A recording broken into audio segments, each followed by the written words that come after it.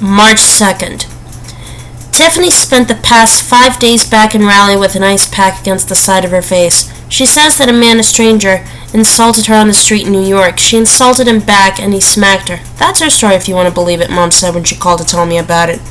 Anything could have happened to Tiffany. She has such an adventurous life. March 3rd. Folding clothes at the laundromat last night, I could feel someone at my back, close but not quite touching. It was a black woman eating an apple. She was maybe 23, and as I continued with what I was doing, she talked to me. "What days do we eat meat?" she asked. I thought it was a riddle at first. I mean, who's the we here? I told her we eat meat whenever we want to or can afford to.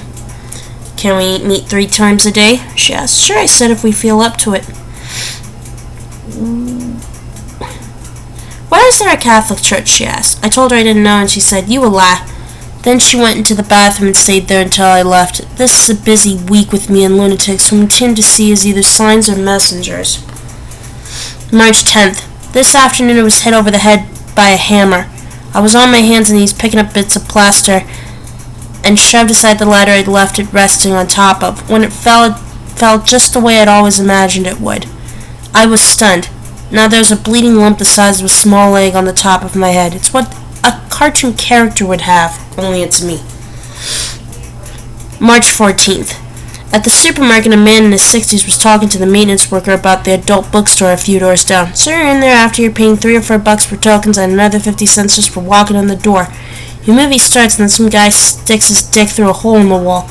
What do I want with that, right? It's disgusting, and the tokens are good only for 3 or 4 minutes before the screen turns black. Hell, for a few more bucks I could buy the whole stinking movie. Do you see what I'm talking about? I wouldn't go into the place, but I've got a lot of friends there."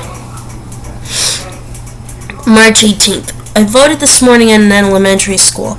The children seemed excited to have so many adults around. One of them, an older gay man in a leather vest, wore a pin that said dignity. That read dignity.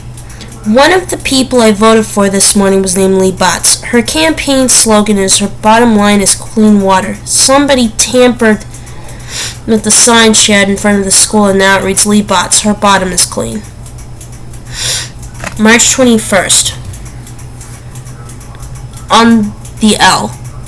I sat next to a black woman studying a textbook. "How's your math?" she asked as I settled in. I thought she said math, so I said, "Excuse me?" She pointed to her book, Algebra. "I could use some help with these problems. Math is my worst subject, so I apologized and watched as she wrote and scribbled in her margins.